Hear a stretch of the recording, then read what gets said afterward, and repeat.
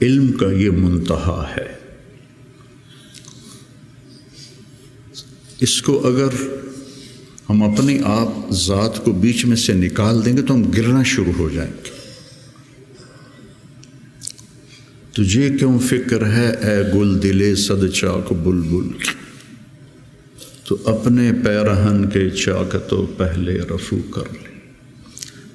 عائشہ رضی اللہ عنہ موت کی سکرات میں تھی، تو عبداللہ ابن عباس رضی اللہ عنہ نے آنے کی اجازت چاہی، تو جنگ جمل کے بعد سے بول چال بند تھی، کیونکہ عبداللہ ابن عباس حضرت علی کی طرف سے لڑے تھے باقاعدہ۔ تو آپ کے پاس عبداللہ بن زبیر اور مسور بن مخرمہ رضی اللہ عنہ بیٹھے ہوئے تھے، تو حضرت عائشہ رضی اللہ عنہ خاموش ہو گئیں، اتنا اثر تھا اس بات کا۔ تو ان کا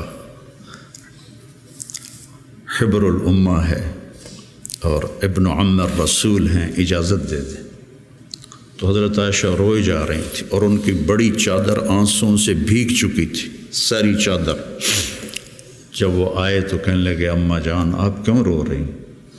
آپ کے اور نبی کی ملاقات میں صرف اتنی دیر ہے کہ یہ جان نکلے اور آپ اللہ کے رسول کے پاس پہنچ جائیں۔ کہنے لگے عبداللہ مجھے دھوکہ نہ دے، کاش میری ماں نے مجھے جنا ہی نہ ہوتا، مجھے بہلاوا نہ دے، مجھے دھوکہ نہ دے۔ اور اللہ کے نبی نے کہا تھا یا عائشہ انہو لیہون علی الموت ان اریتکی زوجتی فی الجنہ، عائشہ مجھے مرنا آسان ہو گیا ہے کہ مجھے پتہ چلا ہے تو جنت میں میری بیوی ہے۔ اور وہ رو رہی تھی۔ تو میرے عزیزو اپنی ذات کو نہ بھولو،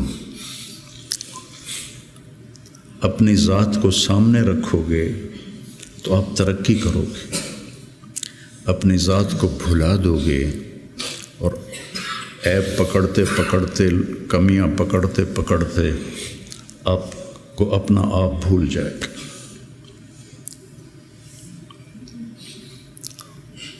حضرت عمرو بن عاص رضی اللہ تعالیٰ عنہ موت کی کشمکش میں تھے، تو دیوار کی طرف منہ کر کے دھاڑو دھاڑ رو رہے تھے۔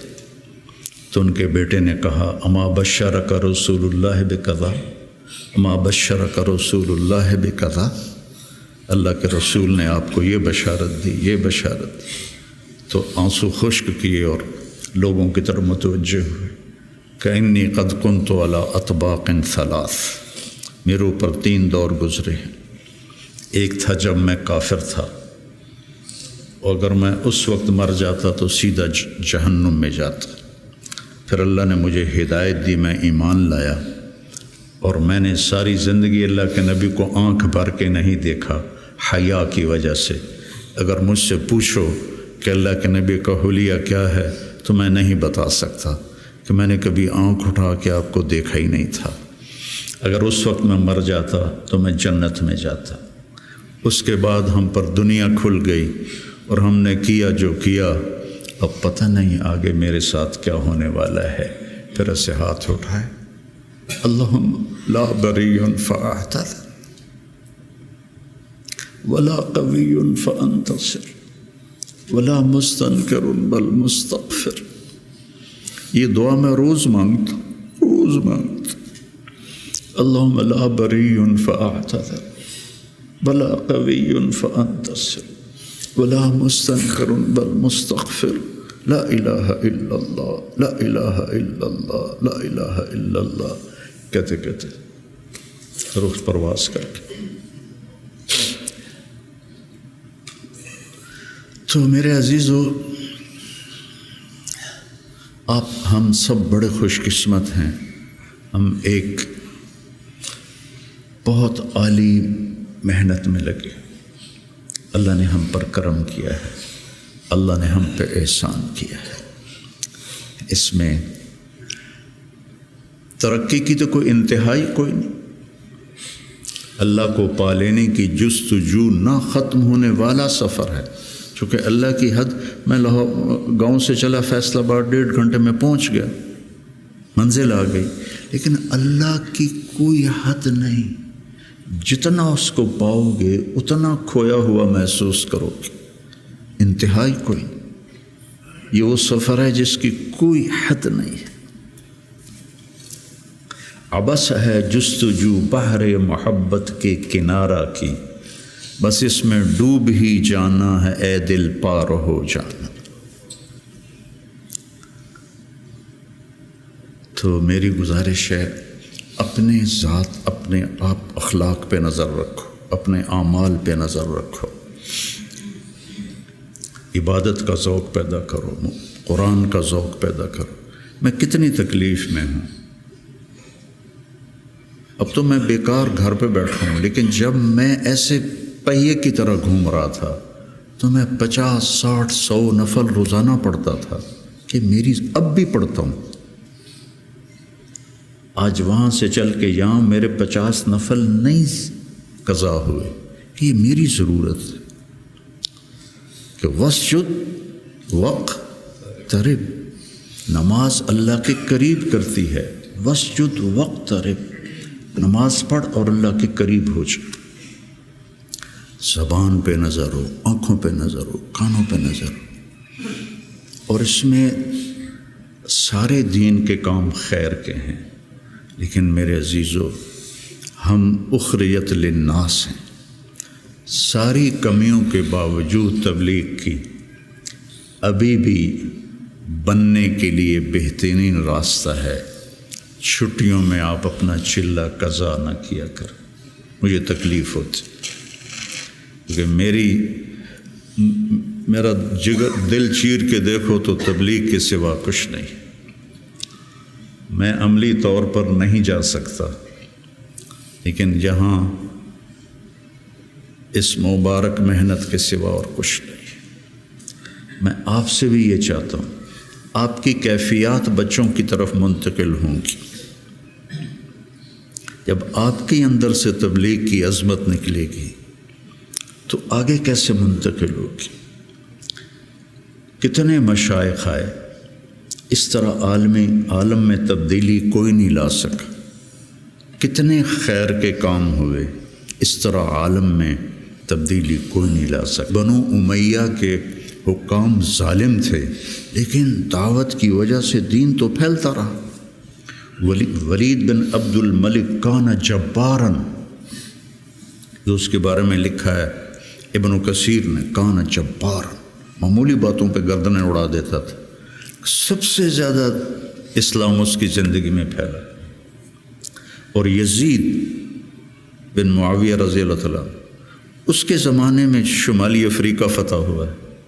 عقبہ ابن نافع رضی اللہ تعالیٰ عنہ نے الجزائر کو فتح کیا اور مراکش کو فتح کیا۔ تونس حضرت عثمان کے زمانے میں فتح ہو گیا تھا۔